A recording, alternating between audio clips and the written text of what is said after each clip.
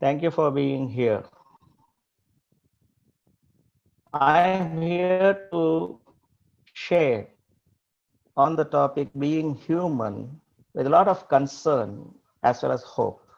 The concern because the kind of a situation that what we are living in, the kind of a situation that what is going to happen, and the kind of a situation that how we are going to cope up with that, the very existence of the human race being in question, it gives naturally concern. But at the same time, the same human being bestowed by one significant quality called leadership, a kind of divinity inside them, we can also sustain some kind of a semblance of hope for this human race. I would like to ask a question. Is there anything called human behavior? Is there anything called human behavior? There is a format called animal behavior, which is comprising of all the living creatures like animals, plants, and insects. And we are also aware of the fact that there is one behavior called divine behavior. But there is no such thing called human behavior as such. Because the reason the humans self-certified themselves that they are the highest form of animals. So when there is an animal behavior and when there is a divine behavior and the human themselves self-certified that they are the highest form of animals, where is the question of human behavior? So either there is animal behavior or divine behavior. On that premise, what COVID-19 has really taught the human beings, it is that the human beings have 99% of animal behavior and definitely 1% of divine behavior. The COVID-19 virus, a small microbe, taught us the human that you are right. The purpose of this seminar then will be to find the behavior called human behavior. It need not be the bridge between the animal behavior and the divine behavior, but it can be a significant dimension apart from the two behaviors of animals and divinity.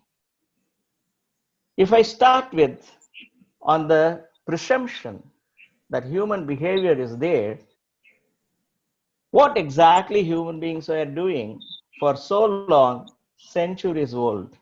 So many human beings have taken birth and died. So many human beings have lived their lives and then died. So many human beings have experienced so many things in different ways and died. But ultimately, even centuries back till date, all the human beings were able to take some kind of a decision, either for their welfare or for others' welfare. And many a decision which they consider themselves as firm decisions were literally taken by weak emotions. And that is one reason why the human race, for centuries together, still want to search one significant aspect called world peace. Why world peace is absent? Despite being a human being, considering themselves as they were some kind of an intellect, considering themselves that they were of some kind of a superior form of animal race, considering themselves that they have understood some kind of a divinity, and when they were able to take so many decisions and many firm decisions, that is everlasting decisions, but still very few decisions what the human beings have taken had remained forever, and all the other decisions, say 99%, just frittered out. The reason, even those kind of firm decisions which were temporarily alive were affected because those decisions were taken by weak emotions. So in this kind of a situation, and when the entire human race significantly crisscrossing the continents of the world in almost 150 plus countries, when they were challenged by one small microbe, how exactly this human race can take a decision to lead their human life peacefully. That question, I just wanted to find out an answer through this session. How?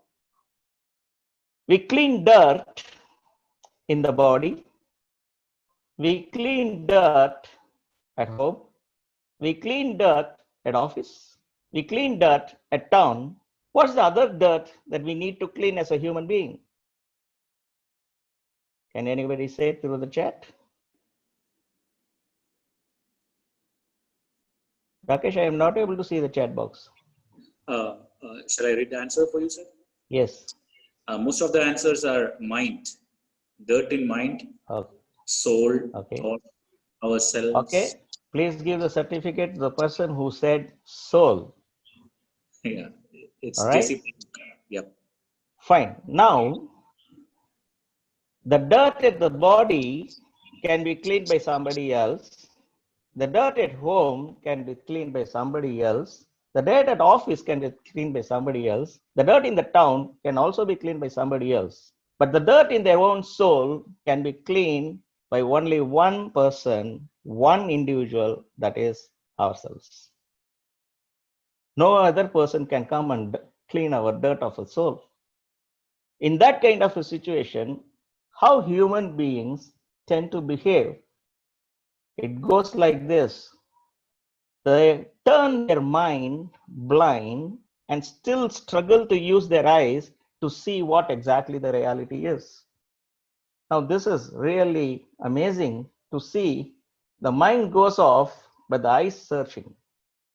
But there is no use of the eyes, even if it is alive, kicking, seeing everything, even trying to understand. But if the mind is locked, or if the mind is blind, and what a paradox, the mind is blind and the eyes are open, it's useless.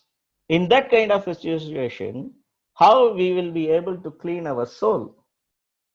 I would like to take some significant aspects of the human tendencies.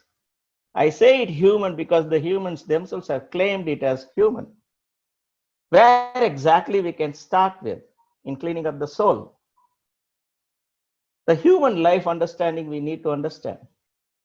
Now, the human life, which is only for a significant period, say a particular period, the maximum, to my knowledge, a human being has lived is not more than 120 years. In that short period of life, the human life to live as a human being, it is not a problem to solve. If it is a problem to solve, we can see that there are so many issues in common parlance, which is called as problems, is continuing hundreds of years. Say theft, rape, robbery, dacoity, whatnot. And why it is still existing after hundreds of years?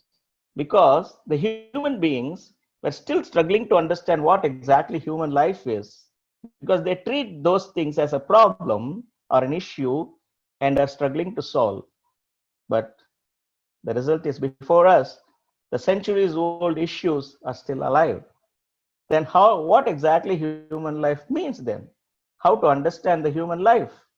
Well, I will say the human life is a mystery to solve.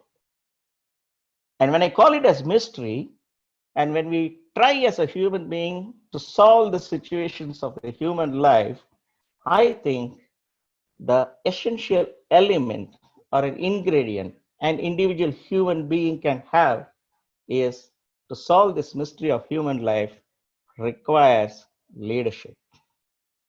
And what exactly that leadership means? This is one term which has been thoroughly misunderstood by the human beings throughout the world, irrespective of the different backgrounds of the human beings are. And when it is thoroughly misunderstood, we need to strive, especially in this challenging time when the very existence of human race is in question, how exactly we can find the exact or a proper meaning for the term leadership? Well, the entire human life is a battle between vicious forces and the virtual forces. Vicious forces, very, very rude, very strong, very powerful. Virtual forces, very soft, unseen, and we never able to underestimate them. But the continuation of the battle between these vicious forces and the virtual forces lead us to a situation where a human being is able to live a human life despite all the odds around them. And when they are struggling to come out of this battle, they fail to solve the mystery what exactly human life is because they don't have time to do that. And when we want to find the time and when we empower ourselves as a human being to solve the mystery, we require that element called leadership. And again, that term leadership is misunderstood. In this kind of a vortex, how a human can understand human life is the big challenge.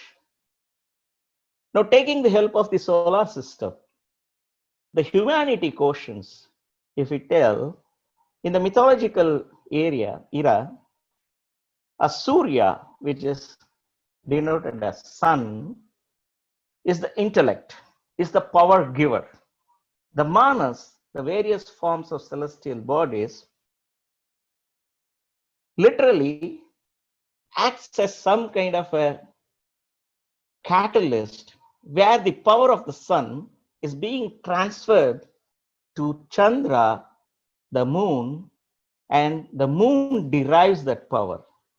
So here, the sun delivers the power and the moon derives the power. And the entire human race derives the power from the moon rather than the sun, which basically is understood that the human element derives power from the sun. The sun never directly gives power to the human race. The reason, if we derive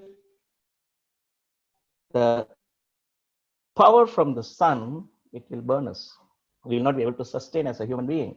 So when we derive power from the moon, which itself has derived power from the sun, and what exactly we derive from the moon is the five senses: vision, smell, hearing, taste, and touch. But we call ourselves that we are having six senses. Well, the five senses have been answered. Then what exactly that sixth sense means? That sixth sense is the intellect. And that intellect, Chandra doesn't have directly. The moon doesn't have directly. It's only the sun which possesses it. Now, this describes the functions of the human mind. When the vision can be controlled by the humanity, the smell can be controlled by the humanity, the hearing can be controlled by the humanity, the taste and touch can be controlled by the humanity, but the intellect to control it is a big challenge. The Panchedriyas, what we call in the mythological terms, can the humanity never control intellect, but at the same time, the humanity can derive intellect and use for their welfare. It is possible. How it is possible? Now we tend to live our human life with a propaganda. There were so many proverbs around us. The proverbs were created for a specific purpose to guide the human race so that the human doesn't distort themselves in leading a decent human life. And there are so many problems which were literally served as a lighthouse for so many people on so many issues. But what the human propaganda, why I term propaganda here is, of late, say around 2 to 3 decades on, the human being, after realizing with the help of the technology advancement, have literally engaged themselves in fooling so much on themselves that they literally went into a kind of a propaganda area where even the proverbs were used as an excuse to defend their actions. and even if the action is unlawful. Now there lies the danger. And any unlawful issue is being covered up by the help of a shield called a proverb, because human beings were tuned to know and understand a proverb as some kind of a sacrosanct statement. And when that proverb is misused as a shield to cover up an unlawful act, now that is the danger. And that danger the human beings are currently going through. Say, for an example, a very popular proverb, to err is human. Well, nobody can be perfect. There is no perfection in 100% terms. A human being is a emotional guy. A human being has feelings. A human being is controlled by some kind of an external situations. A human being has a compassionate aspect inside them. So error is obvious. So to err is human was discovered. Fine, agreed to an extent. When there are 10 wrongs committed by one single individual or a group of individuals of the same objective, and out of those 10 wrongs, if one wrong is identified and the other 9 are still to be identified as wrong, and out of those 10 actions, if one action is identified as error, we can easily use the proverb to err is human and then start to rectify that one particular erroneous action. But here what happens is, out of 10 actions, and if all the 10 actions are unlawful, and point by point or action by action, if every action is being shielded by this proverb called to err is human, I think it is meaningless. The proverbs of late have just gone degenerating because the misuse of the proverbs or interpreting the proverbs to defend and shield the unlawful actions in predominant way has led to a situation where the human propaganda is now a vicious exercise that many human beings, especially the persons who are assuming the leadership positions, are engaged in. Even the proverbs have degenerated into mere statements. Because when the leader uses this proverb as a shield to give an excuse for an unlawful or for an illegal action, people who follow the leader or their principles cannot be convinced of the same proverb, even if it is held in a high esteem, where the proverb is having the best of the intention how to explain things. And when the follower loses the confidence on the leader, and when they are not able to express them because of the little lack of intellect or other aspects, they don't have to necessarily lose the confidence in the leader, which will be by default, but they will lose the confidence in the proverbs themselves. And for them, the proverb is not a proverb, a mere statement. Is this human propaganda valid still? Question to be answered by the human race. And why the proverbs are being engaged upon? To defend some kind of a human behavior. There are umpteen number of actions which we call as human behavior. And when I say human behavior, please try to understand it is the human being behavior, not a compassionate behavior. That what I am trying to say. A human being behavior, if you say some kind of realities, some few realities, there are many realities. Say, for example, trust. Now, trust is one quotient where there are so many aspects that whether people to people, policy to policy, system to system, people to policy, relationships, so many aspects. One factor which acts as a bridge between these different factors is called as trust. The same trust, if it is abused, what will be the resultant factor? The same trust, if it is misplaced, what will be the consequence? The same trust, if it is ignored by one section, either the giver or the receiver, what will happen? The same trust, if it is believed, what can happen? The same trust, if it is practiced with sincerity, what will happen? So many different outcomes are there, but one single aspect called trust. Say politics. Now, politics is a kind of a human being behavior on so many aspects, either to improve the system or to improve a person who is involved in the system, or to improve the actions of the person who is involved in the system. Now, this term politics itself, I'm terming it as a term, not as a word.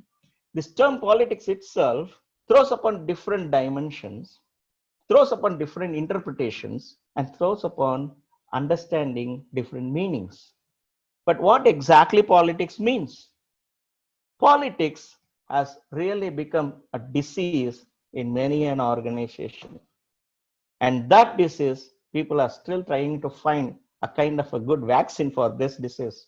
Now, we cannot get rid of the politics because it's not necessary. But at the same time, we need to cure the politics which ruin an organization, and through the organization, ruin the person or the individual. Now, when I say organization, it's the full group of people, say either family, society, the organization by itself, or a group or a community. Everywhere the politics is there. It is not necessary the politics or the political element is present only in the organization. It is also in the family. It is also in a group of people of common objectives or interest. It is also in the same community. So when the politics is prevalent, the fundamental or the grammar of politics is to leverage strength so that everybody benefits. Now, that is the singular aspect any leadership should ensure, because it is their bounden duty if they assume leadership position, are leveraging of the strength or the weakness of a particular human being or the particular individual who belongs to various kinds of groups, either family, community, organization, and so on. But what happens? Instead of the leadership, instead of the political leadership, instead of leveraging the strengths and the weaknesses or the weaknesses of the particular individual elements, they try to find favoritism convenient to them as an individual, because a leader is also an individual. And when that favoritism steps in, the essential meaning or the significant aspect of the term politics just ruins. This is really a reality which hurts so many organizations and so many individuals. Say, for example, a dignified behavior of a human being. We can see it around us. There are some human beings who stoop to such a low level that it will be alarming to see them. Are these people able to do like this? We will be aghast to see that. We thought this person has so much talent, so much skill, so much intellect, but why this person's behavior is of such a lower order of stooping so low just for their self-service, sometimes even at the cost of others. That is really not dignified behavior. We can also see some people around us who tries to please everybody, a kind of artificial element. It is as if that when some kind of chemicals are added to preserve a product for a longer period of life, an artificial stunt I can call, just to please everybody, without any conviction inside them, without even having a desire to please everybody, they just tend to please everybody. Why? This is again a reality, again and not a dignified behavior. We can see some people, some human beings cheating either before their eyes or behind their eyes. That is also not a dignified behavior. We can even see a kind of a human being where they falsify everything. Even if a die-hard truth is being projected, maybe because of the power or because of the protection of power that those people have, they falsify even a true element and succeed. Even if they succeed, that behavior is not a dignified behavior. And these are striking realities. Moving on, we can say superlatives. Now, what are the superlatives? The degree of superlative on some terms I can share with you. Say, for example, best, super, excellent. Now, these wordings, which are of superlative degrees, best, super, excellent, and so on, we have seen many people, including the so-called leaders, misusing these superlatives. Now, a kind of a small self-check we can have, if we are an individual who use these superlatives degree as best, super, excellent, often, then I will tell with all conviction that it is the lowest form of human behavior. Any human being, whether they are leader or an ordinary individual, who uses these superlatives very rarely are having the highest form of human behavior. You know why? Can anybody answer? Rakesh, can you see the answers? Yes, sir. We are waiting for the answers. Yet to get some. Empathetic behavior is the one answer. Self-projection, simplified concept in mind, Projection, okay. free from ego behavior, strong by heart, they don't please, best is yet to come. That's come from heart. Now, Rationality. again, Yeah. I think enough, Rakesh. I think the human behavior here is unidimensional, as the responses suggest. I will repeat what exactly that I have asked. Usage of the superlatives like best, super, and excellent often, many times, is the lowest form of human behavior, and using the same superlatives very rarely is the highest form of human behavior. The reason why is because why it is used very less and why it is called as the highest form of human behavior is because we cannot deceive our listeners. Now, a listener, when they hear the superlatives as best, super, and excellent, even for an ordinary act, if a communicator communicates this superlatives, the listener, even for an ordinary act, will tend to believe, oh, I have done marvelous thing. I have done something unique. I have done something great. But at the same time, the reality is different. And that person is really deceived. That human behavior is again not dignified. Values. Now, there are so many aspects with regard to values. Each individual human being is different. Fine. Each individual human being has different thinking. Fine. Each individual human being has different reactionary or response elements. Fine. But some of the values can be common. And when those values, which are common for human behavior, still people struggle or fight between themselves. Which value is predominant, which value is more prioritized, which value should be followed, and so on. Now, this is really becoming or making a human life more complex, especially when it is values based. Now, many leaders, for that matter, forget the very poor, ordinary individual human beings who tend to have some kind of a belief in a person who is called as leader and who really follows them. And many leaders here tend to use the same quotient of values to their self-serving ends. They try to even bend the values. Now the values should be firm, straight.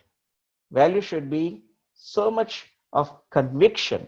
Value should be of so much of truth. But if the same values, if they are not conviction enough, if they are not truthful enough, and if they are not really beneficial enough, there is no point in delivering those values to poor ordinary individuals who tend to have some kind of a trust over the leader. But here, what is happening? Predominantly around the world, in every dimension of the human living, when a person assumes the leadership position, tries to bend those values just to self-serve. Again, that human behavior reality is really striking us. Many people are judgmental. I am right, you're not right. I am not right, but you can be right. Well, who are we to judge? We don't have even a basic quality to judge others. Yes, we have every quality to judge ourselves, but we have still to develop to judge others. And that judgment of having a judgmental exercise on others can only happen when we transfer ourselves from this animal behavior to the divine behavior. And we are still to travel towards divine behavior. So we cannot judge others. Sheer madness. Now, when I say madness, it is not the kind of a, say, mind distortion. What I am seeing is on law. Law has been established so that the human behavior has some kind of a channel. A human behavior has some kind of a direction. A human behavior can follow on some kind of a track. That is where law were established. So many laws are there to govern the behavior of the human beings, human individuals. Now, what is happening, especially at the leadership level, since our organization believes in leadership, the leaders very convincingly, but at the same time, with a stark reality which affects so many people's human behavior, tend to just use those terminologies, say, rule of the law is different, spirit of the law is different. Now, law is only one. How can we have two interpretations called rule of a law and a spirit of a law? Well, even if I give the argument to those kind of leaders who argue that rule of law is different and the spirit of law is different, I will still try to say the human behavior needs to reform there in making those leaders understand that the rule of the law and the spirit of the law, even if they are different, they need to be aligned on one direction, on one dimension. If it is not aligned, there is no need of that law at all. Why should we have a lawless law? That's the question. Reality still strikes there. There is one more thing which is just bordering on madness is universality. Now, what is this universality is? Now, it depends upon different context. Say, for example, when I say animal behavior and divine behavior, and there is no transition element called human behavior, and when I say the highest form of animal behavior, which we term ourselves human behavior, wants to travel towards divine behavior, we need to understand and we need to accept, even if we like it or don't like it, that every individual human being is different. Every individual human being can have different purposes of their life. Every individual human being can have the different wants and needs. That is the question of universality there. Now, how a human being can put into one particular circle called universe. Now, that question remains to be answered. The reason every action of a human being is based upon some kind of a situation, or in technical way, we'll say context, and there is no necessity the context can remain the same. In that kind of a situation, universality is just another form of madness. Again, a reality which strikes the human behavior. Now, why even a small microbe can challenge the human race is because these realities are really itching, pricking, and really threatening the human race. And these are the things which is making that virus succeed. Hope as a human being, a responsible human being, we are able to understand this. Now, where are the human failures then? It's very funny to list it out. Say, value of truth. Many individuals, especially those who are in some kind of a power or who has some kind of an influence, they realize the value of the truth in different dimensions. Whereas the value of the truth can be defined, can be determined only on one dimension, that is, our act, which is based on truth, should prevail. That's it, bottom line. But unfortunately, many individuals are twisting, deforming, and whatnot, significantly reducing the impact of one singular noble element called truth. The value of truth really gets distorted there. Name of development. Now, the human race, in the name of development, really encroached upon so many living creatures' space. And that's the reason why this world is facing so many challenges on climate, environment, so on and so forth. According to a scientific study, the entire global Earth, the land surface should consist of 33% of forest coverage, greenery. Only then it will allow all the different kind of living creatures along with the human being to have a sustainable livelihood in this planet Earth. And in the name of development, in terming themselves that they are the superior people amongst those animal kingdom, and with the help of the technology which is of a short-term use, have reduced the 33% of forest cover to mere 12%. And that's the reason why desertification, flooding, tsunamis, so on and so forth is happening around. Now, the human failure, a significant failure, is in the name of development, which is quite strange. Many individuals practice leadership as their profession. Well, one aspect, there are so many tenets of leadership, but one tenet or one aspect of leadership is to identify the second line and retire. But many areas, whether it is in family, organization, or community, or some groups, aligned groups, we can see some individuals who possess that leadership position are acting as a kind of a profession and not letting one kind of a tenet or one kind of a practice of leadership by itself not being allowed to be practiced, in not transferring to the second line. Now, if this is happening, then it's the biggest human failure, because that individual leader may succeed in influencing around with the power around with their lifetime.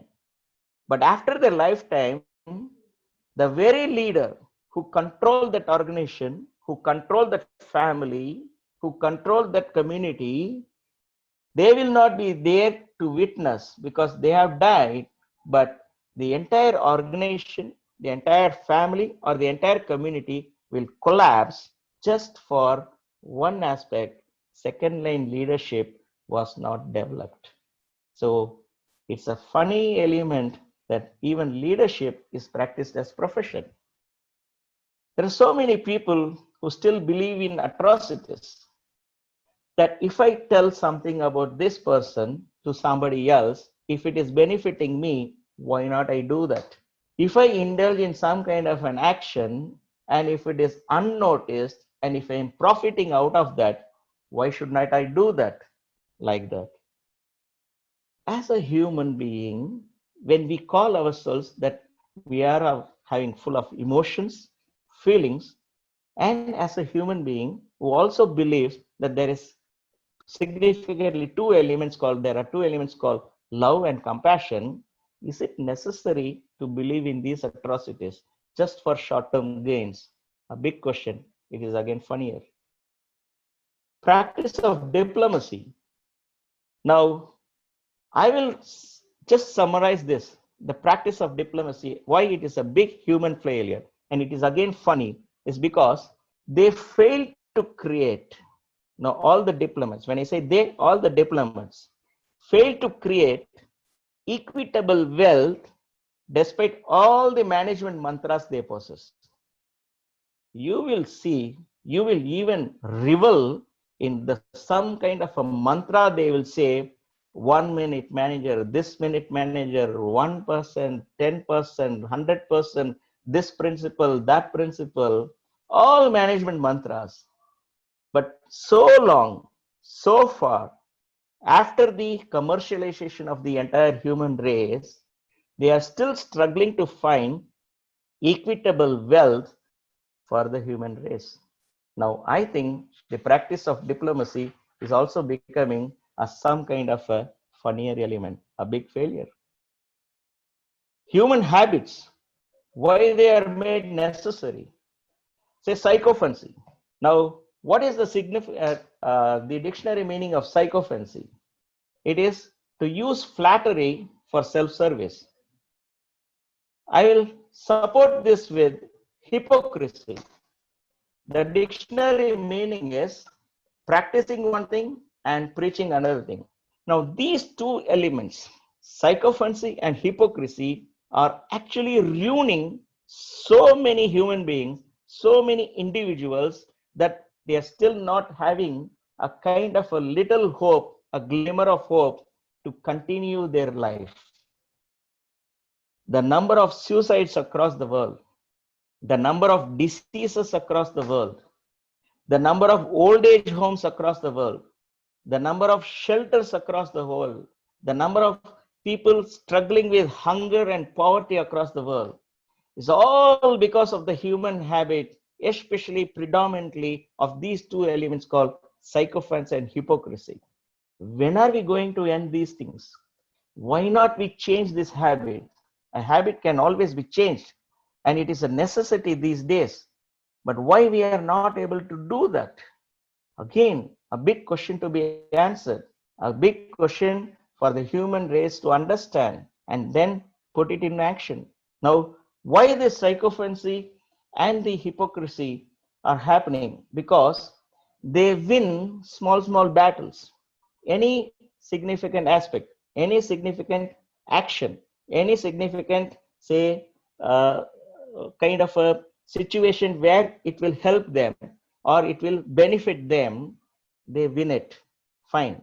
They win the battle but lose the war, because ultimately at the end they will be exposed.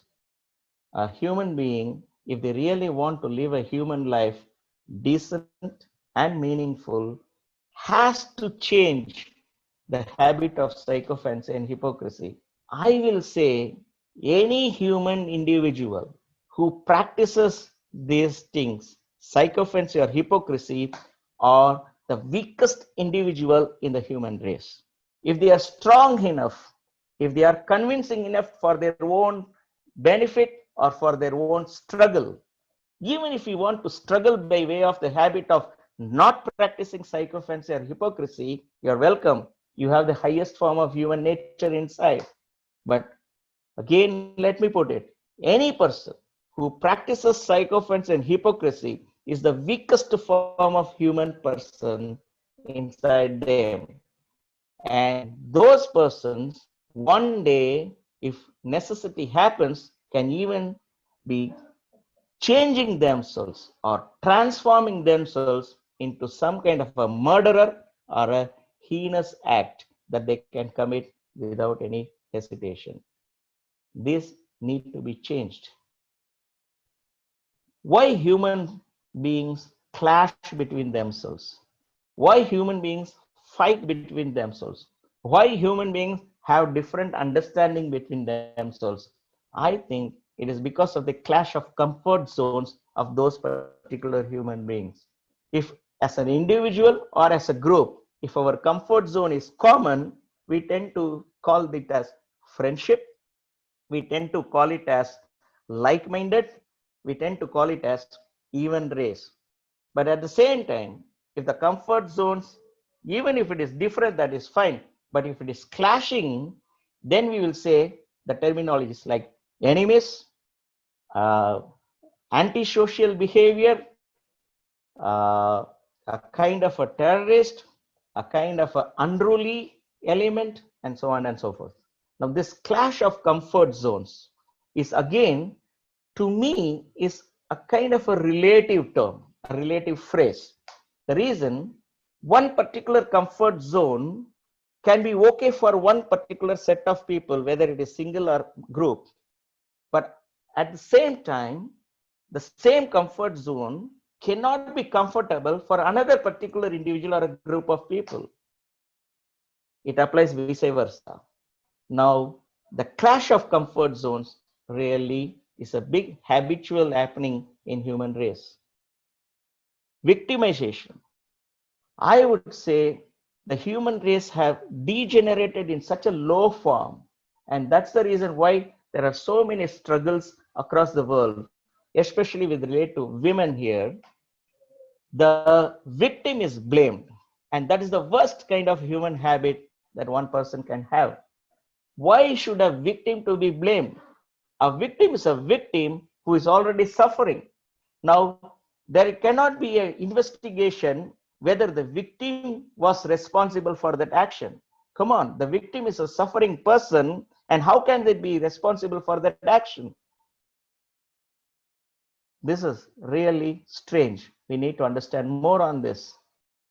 Faking aspect. Now, there are so many aspects, human habits. Here, there comes the one thing called faking. Now, of late, say for example, around say 10 years back, this term faking really got popularity. Now, what exactly faking means? To understand this term, I really had to struggle. I surveyed so many dictionaries, so many books, even Wikipedia, and so on and so forth. But I so many websites, but I was not convinced on this word called faking or the term called faking. Then I settled upon one incident that made me understand what exactly faking means. Maybe I can share that incident so that you can be able to understand what that faking means if it is still not understood well. I'll put this incident as like this. Say a popular example or a popular incident being quoted by so many different people around the world is Thomas Alva Edison found the bulb or discovered the bulb or invented the bulb. Fine. And if Thomas Alva Edison has not found the bulb, what would have happened to this earth? Now, this is a big hypothetical question. Here comes the word faking here. Here comes the meaning of faking. I will say, so what? If Thomas Alva Edison has not found the bulb, either we would have cultivated our human habits in living a human life without a bulb, or something would be in an alternative, different thing would have happened. That's it. Why to unnecessarily engage in faking, in telling that if Thomas Alva Edison has not found, what would have happened? Like that, if I am not there, what would have happened? If I am not involved, what would happen? It is mere faking exercise. These human habits, which is made of either compulsion or necessity, need to change. The human reactions. Now, reaction is a negative connotation and response is a positive connotation. I will share both. Arishad Vargas, or six negatives, which were in Upanishads, centuries old scriptures and epics of the uh, human race, the six negatives or the six reactions a human being displays or conveys are kamam, lust, krodham, anger, logam, greed or miser, moham, infatuation, madam, madness or lying, matsaryam, jealousy. Very interestingly, when I am quoting the centuries old scriptures, where even at that time these six negative elements were present, please challenge ourselves. Are these six negatives still in existence? The answer will be yes. Then what do we say ourselves and how do we deceive ourselves that the human race is the highest form? The human race is a significant form. The human race is the intellectual form. The human race is the predominant form of all the living creatures on this earth. Come on, these six negatives, hundreds of years together, we were not able to either remove or turn into positives, and it is still in existence. The human reaction is really ruling us, and that is the degeneration of a human life.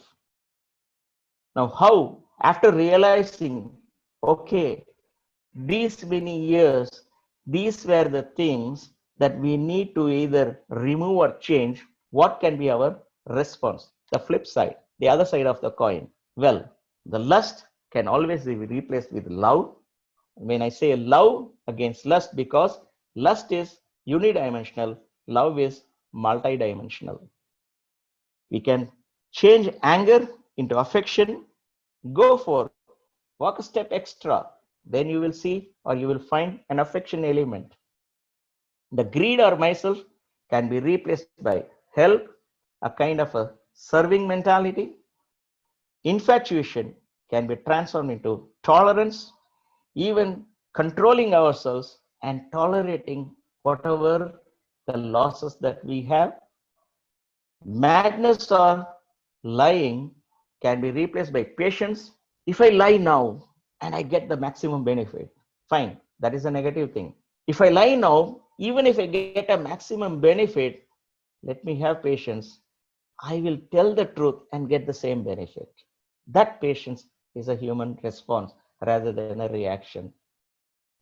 Jealousy can always be turned into empathy. Why not human beings mature for this aspect? Why not the human beings mature to practice these things? Why not human beings mature not uttering these terminologies just by words but by actions? Question remains. The human actions, it is possible to change, it is possible to alter. Say, experiencing jealousy, if an ordinary person, I am not here speaking about any leadership or leaders. If an ordinary person experiences jealousy, and if you are struggling to find answer, what we have to tell or what we have to do is face it. There is no escape route there. Just face the jealousy, handle them. You will see that the resultant factor will be good. If there is a trust deficit, if you blindly trust somebody and if they really fool you around, if you blindly trust somebody and they really destroy you, if you blindly trust somebody but still they don't oblige you, then what my action should be? My actions is just distance from them. If you are able to distance from them, that trust deficit can be compromised. If some persons deliberately lies, either for their advantage or to our disadvantage, how our action should be, we should assess them. For what reason? We should found their foundation for why they are doing these things. We will be better we will be in a position to understand better there. Some persons will have a sadistic cruelty. They derive happiness on some kind of a struggle or worry. How to find our action in facing them, tackle them. Even if it is a fight, fight it out. There is no need of any sycophancy or hypocrisy here. We need to straight head on head tackle them, because we cannot allow a sadistic human being present or living inside the human race. They can really destroy the entire human race. And that is what we are seeing in many aspects, in many organizations too, many groups too. Absolute greed. These are some few individuals, few percentage of people are practicing this. Just expose them. Power hungry. If the circumstances, if the people around them were beneficial, in very common parlance, how the humans understand is, if my stars are good, if my luck is good, and the power which has been derived either legally or illegally, but I'm able to control, and that power hungry person will not allow any other person, even if it is a legal action, to transfer the power or to shed the power. Now, in that kind of a situation, how as a pathetic single individual we can face this kind of a person is just challenge them. You challenge in a small way, you challenge in a big way, whatever it is, challenge them. Let the power hungry person realize how that hunger will make them suffer, and that's the only action a human can have good response to them. A perverted mind, a mind which is corrupt, or a mind which having absolute nonsense around it. Now, just avoid them. Don't get into their influence. If you really get closer to them, there is every element that we will also get exposed to perversion. Just avoid them. And at the last, if there is a person who is having this egoistic contempt, they just don't treat you as another human being. They will just treat you as some kind of a slave or some kind of a menial creature. If you are able to confront those kind of a person, what as a human being my action should be, we have to just ignore them. That ignorance will make them to learn a lesson. In short, being human, where exactly we have to start? We have spoken about habits, we have spoken about the quotients, we have spoken about the entire human living grammar, we have spoken about so many different aspects. But still, we are still struggling to find some kind of an answer to live a life of a human being as a decent life. We are still trying to find or struggling to find an answer to live a life so that it is truthful. We are still struggling to find an answer to live a human life so that it can help not only ourselves but also others at the same time. We are still struggling to find an answer to live a human life decent enough. We are still struggling to find ourselves to live a human life healthier. We are still struggling to find to live a human life which can create really leading us towards divine behavior. How to do that? So many elements are there, so many points of intersections were there. Where to start, how to start, when to start, how long it should be, where it will lead us. So many different unanswered questions are just staring at the human being who really wants to transform this human race, their human life, the living of a human. Well, we have some mantras. Those mantras are: refrain from all evil actions to die with a smile. Now, there is a popular saying called begin with an end. Yes, we will borrow that sentiment of that saying, begin with an end. Just think about our death. At the time when we were about to die, say there is 1 minute left to die. In that 1 minute, what I will think. And that 1 minute irrespective of the most notorious criminal a human being would have been, that 1 minute in the deathbed just before dying, even that person will think, I should not have done all these things. But it was too late. But here, when we are not in a position to die right now, nobody knows when we are going to die, but let us have an optimistic look. We are going to live longer, and when we are living longer, and when our death is at a far end, why not to start with bringing that element of humanity inside us, but refraining from all evil actions so that we can live a meaningful life. Walk the path of righteousness to live in peace. It is not necessary that the peace has to be transferred to other people, whether it is in family, organization, or groups or communities. It is also necessary to be at peace within themselves. Now, if we practice the same aspect called psychophancy, hypocrisy, stooping, pleasing, using superlatives, all that behaviors what we shared, it will never allow the inner peace to sustain. And if we really want to sustain that inner peace within ourselves, so that we become eligible to pass the peace to others, we need to walk the path of righteousness. In other words, our every action should be measured and judged by ourselves, whether it is right or proper. We need not be blind when the light of bliss diminishes. When the peace around us is disturbed, when the peace around us is distorted, we cannot turn a blind eye. Even in this COVID-19 situation, when I have my aged parents, when the clarion call of so many people were to stay at home, but being a proud member of two different organizations, especially JCI organization, where I started my social life, and elevating myself with a recognition called social scientist.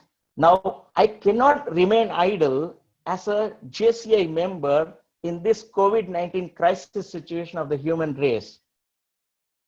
Despite all the warnings, despite all the excuses given around me, despite the exposure of COVID-19 on my parents themselves, still I volunteered to my city corporation as a COVID-19 warrior to fight the COVID-19 virus. Of course, being responsible in having all the safety precautions being taken, and was able to serve the humanity in this crisis situation.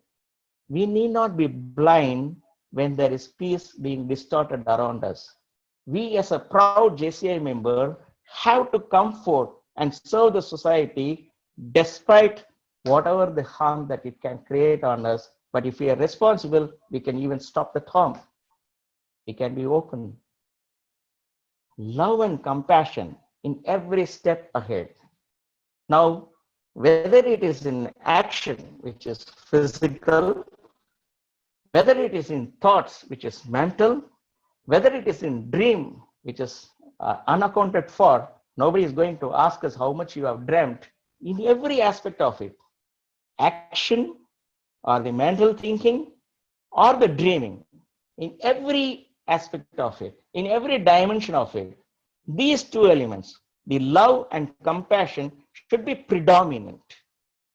Now, if we are able to ensure that, we will really be able to see that we really explain, or we really give the meaning for the term called human.